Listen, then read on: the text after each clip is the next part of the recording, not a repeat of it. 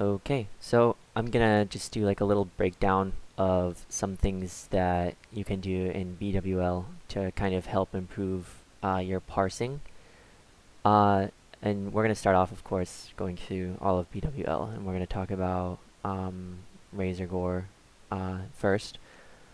So to start off, one of the biggest things that you can do to improve your parses in Blackwing Lair, especially if you have a guild that kills things very quickly, is you're going to want to use your cooldowns before the fight starts. So the more globals that you spend during a short fight on cooldowns is going to correspond to a higher downtime on actual use of abilities during the fight.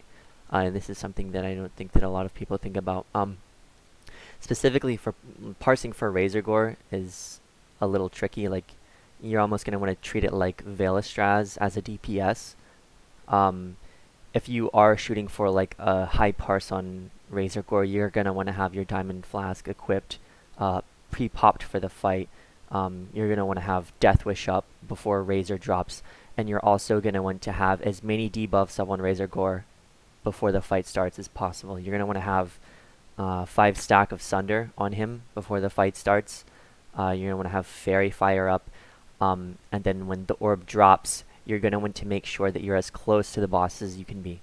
So I'm going to play this fight out real quick and kind of talk through it a little bit. Kind of talk through my own mistakes. This is from our BWL Speedrun that we did a few weeks ago for the Darkmoon Fair. I don't think we're going to be doing another one, but this will kind of help you understand like what the thought process is going into it. So here, the orb drops. This is probably the worst mistake that I make here. I'm not close enough to the boss as the fight starts, which is really bad, and also I don't get behind him quick enough to avoid that parry. And if I was going for a good parse here, I would have popped Death Wish before the fight, like I had mentioned earlier. Another great thing to do for Razor Gore parsing is to taunt a Dragonkin before the fight starts, and just ask people to not hit him. So that will build up your enrage stacks throughout the fight, and you might get lucky and get crit from the Dragonkin. And so here's Veilastraz. I should have pre-popped Death Wish, but I told all the warriors to go ahead and Sunder, Bloodthirst, then Death Wish to ensure maximum uptime. We just ended up killing him way quicker than we had even expected this week, I think. So here, I think rotation's good. I accidentally hamstring right there, and I accidentally Bloodthirst as well right there when I should have went straight into executing. We were also told not to recklessness for this, so this fight is without a recklessness. And I actually think we would have been fine. Like nowhere close to Vac, even with the lip up. So if I really wanted to parse even better there, I could have used Mighty Rage. So this is a mistake as well. I'm, again, too far away from the boss as we're approaching it. And already I'm seeing that I'm a little too close to the wall, actually. When you want to be right where Vac is at, or loudly if you can see them. And right here, when I get blast waved, I whirlwind, it hits nothing. Watch, just whirlwind hits nothing. And then I'm not getting behind the boss fast enough right there. And so this is another mistake. This is the biggest mistake for the Broodlord. I'm not far enough to the left. So I should be where all the other melee are at and to the left. If this is the start of the fight, you want to be right where I'm at so you can intercept as fast as possible. But once that first blast wave happens, you want to be as close to the wall as you can be. So that's one thing that I did wrong here. So here's firemaw. Probably the biggest mistake is that I don't have an FR set.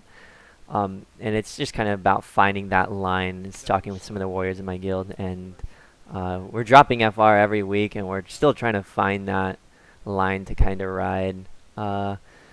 Looks like all the totems are good here. So I get out really, really early, because what I want to do, and what most warriors would want to do, is try to time as many stacks as you can handle with the lowest HP that you can like get to, if that makes sense. Like you actually wanna how do you put this? You want to be in for as long as possible without taking lethal damage that makes sense. So, and before I even went in right here, I also made another mistake. I should have pre-popped all of my damage cooldowns as the stacks are running out. So you can pop your damage cooldowns at like 3 seconds on the stack timer, so that as you go in, you're like maximizing the amount of time that you are hitting the boss, because then you can use that 1.5 seconds for like another global. I just get really, really lucky with RNG here. Like you'll see, like execute crit, every single execute crits right here. I also mess up the order in which I should execute. Like I blood rage execute and then I MRP execute, and you should always do that backwards. You should always MRP execute and then blood rage execute. So here again, I'm too far away from the boss at the beginning. I always try to give the tanks like a little bit extra time. I'm just not used to the threat that Thunder Fury generates. So it's not good to intercept at the start of a fight. Also, I'm nowhere close to the tanks here, and I catch a wing buffet. I actually missed that wing buffet, I think. Yeah, I missed that wing buffet. So, yeah, as you can hear, Chain accidentally pulled aggro and took that wing buffet. But even still, like, I'm so far away from the tanks here. I never even need to do it. And I should also be popping Death Wish by now. Like, the fight is very short, and I think I fuck up my cooldowns here. So, yeah, Blood Fury, then Death Wish, and I think I have a long time left on them as the fight ends. It's pretty unfortunate, but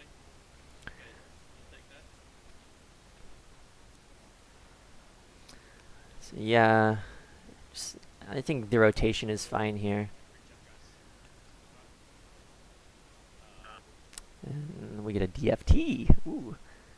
So here's Flame Gore. I should probably be like white hitting or something. I always try to start off with that Sunder. As a warrior, you always want to start off with the Sunder. It's gonna help everybody out. Everybody should be aware of that at this point.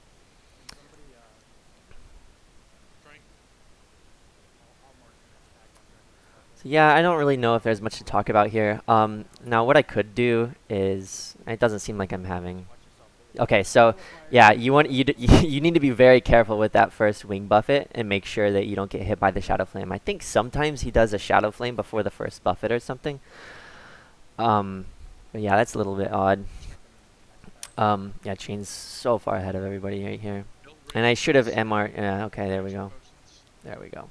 I think I fuck up the rotation again. I like Blood Rage, execute, then MRP, execute. I should have done it the other way around. So here we go in Chromagus. You're pretty unlucky with those first couple hits. I also should have went into the fight with a bit more rage. As a warrior, you always want to go into the fight with as much rage as possible. And there I go. I drink a Resto pot. I think the advice of the officers, I don't know if I should have done that. I probably could have just counted on the healers to dispel. And I get out way early on this breath. This is the reason why Parse on Chromag is so low here.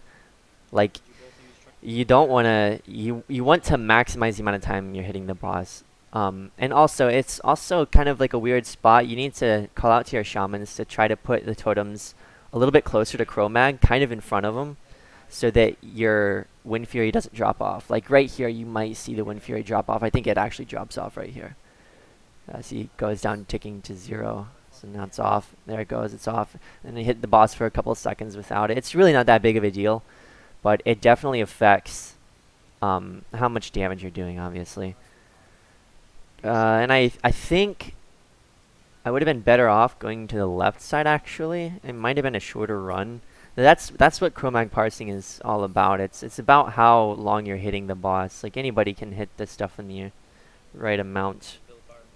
Like, do your rotation correctly. But when it comes to actually hitting the boss, it's like you want to maximize that. So it can come down to like the positioning of the tanks. And it can also come down to how long you stay in. And I think I should have stayed in longer here. I think the Death Wish and the Blood Fury were fine here. Yeah, I'm thinking that you want to use Diamond Flask here. I'm pretty sure you want to use Diamond Flask. And I couldn't see, like right here, I could have stayed in a little bit longer. Gotten a couple, I think I could have gotten 2 more executes in, and that would have been huge.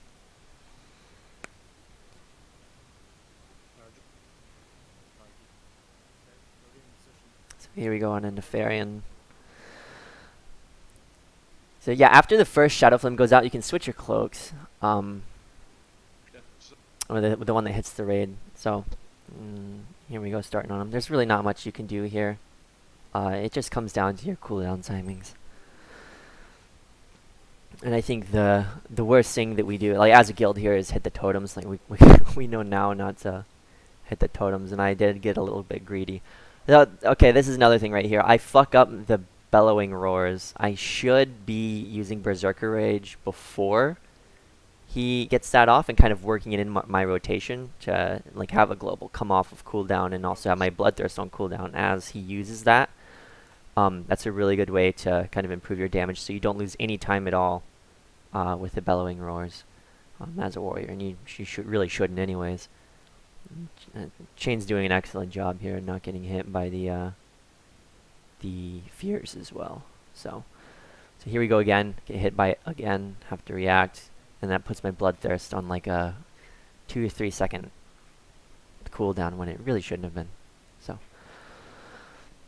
here it's pretty face roll, and here we go with the Shaman Call. And everybody gets off of the boss. I kind of stay in because I'm being a fucking wiener.